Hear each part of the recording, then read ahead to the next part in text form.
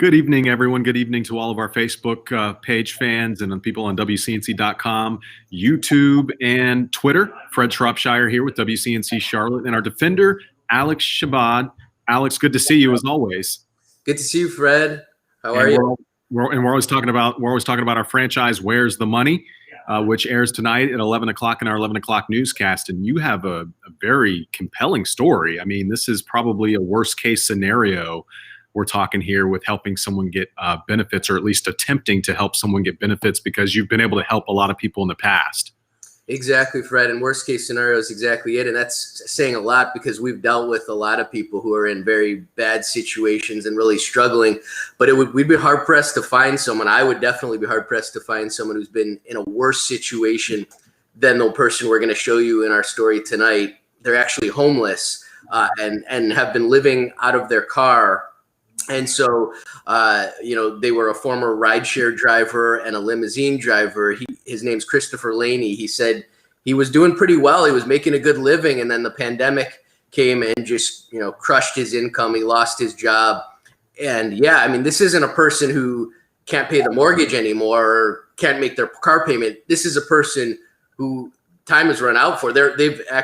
He's now living out of his car literally every night, talking about how cold it's gotten, a lot colder outside, and just he contacted us really with nowhere else to go. He first lost his job in March and then applied for unemployment benefits. It took a couple months for those benefits to kick in. He told us he got them in July, so that there were a couple months gap there. And he had been getting his benefits from the Pandemic Unemployment Assistance Program through August, when they stopped. And he also was getting regular unemployment, which was a much lower amount.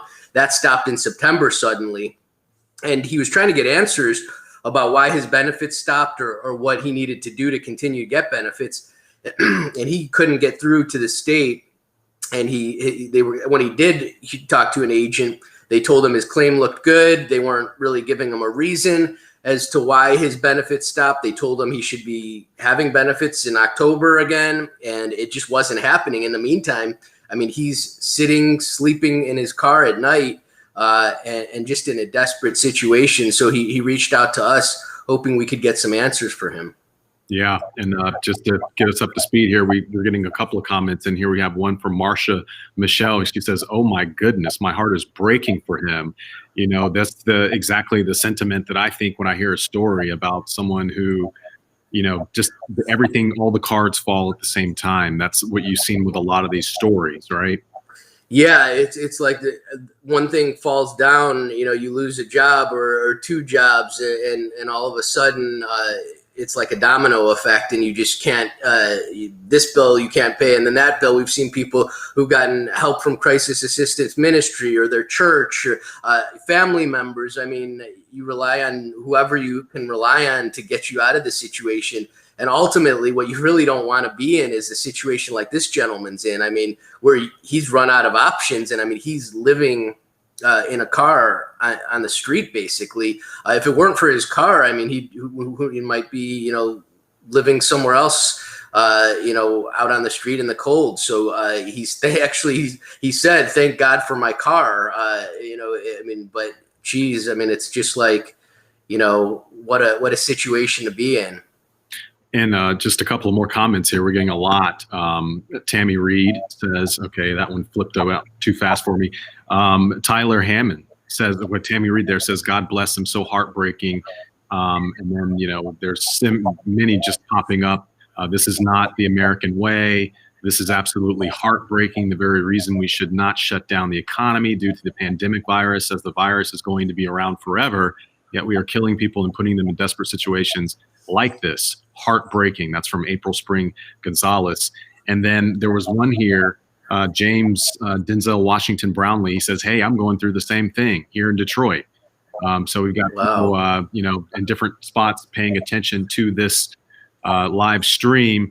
You've helped a lot of people in the past 9 months. Is there something that is consistent in this case that you have seen in others? Yeah, I mean, it's every state, every case is a little bit different. So I think it's just a matter of bringing attention to their case, because there's like these people are showing who are commenting on our what we're talking about, is there's so much need out there, and some of these cases may be slipping through the cracks. Some of them might be talking to an agent who doesn't necessarily have the right answer, and so what we do is we're trying to bring attention to them, and sometimes it's as simple as just explaining the story. I try to listen to their story, and the details can be a little complex if you don't spend enough time thinking and listening to them. And once I hear what they're telling me and I kind of lay out it, and I can clearly explain that to the North Carolina Department of Commerce, like, this is a guy who had his benefits in March, he got them in July, and so, and then he's still waiting. I think when I lay out a timeline and explain it clearly to people with the state, maybe it helps to bring attention to the case, and it expedites the process. While I'm saying that, I should mention that on our website, we have a lot of information about the process that may actually help you be able to expedite your own process and explain to the state some of the procedures or some of the things in your own claim, and just general information. So I'd encourage people to go on WCNC.com/money. We have all sorts of information, including about the Pandemic Unemployment Assistance Program, which is what this man used. It's a program that, unlike regular benefits, is meant to help independent contractors receive benefits. And since he was a rideshare driver, he's an independent contractor, and this was helpful for him. But yeah, Fred, to your question, I think it depends on the case, but the thing that's universal among all the cases is just understanding the details of their case, kind of setting a timeline up, and then the easier I can make it for the state to understand what they're going through, the faster I think that they can get benefits if the state determines that that's what they deserve. Yeah. Ernestine Williams Crossland says, so very sad. You would think we are a third world country. We are the U.S. of America. Mario Mitchell, Alex, I do appreciate you always bringing attention to situations not most talked about. Kudos and God bless to you. And Annette Abuza says, get him his unemployment so he doesn't have to live in his car. Well, this story, like a lot of other stories, does have an ending, or at least a direction that it's taken a turn in. Anything you want to say before we go?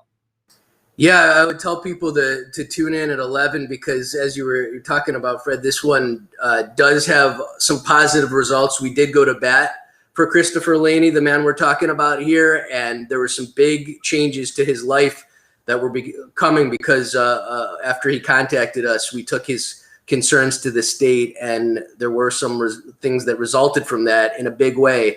And I'd encourage people to tune in at 11 to kind of check out where his life is going next, because it's gone from rock bottom, and it appears could be going up from there. So I think it's important you hear firsthand from him about what he's going through and what's next for him.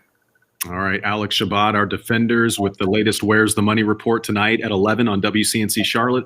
I'm looking forward to seeing that ending and looking forward to seeing the report. Alex, thank you so much, and thank all of you for watching this live stream. Thanks a lot, Fred. Good talking to you as always.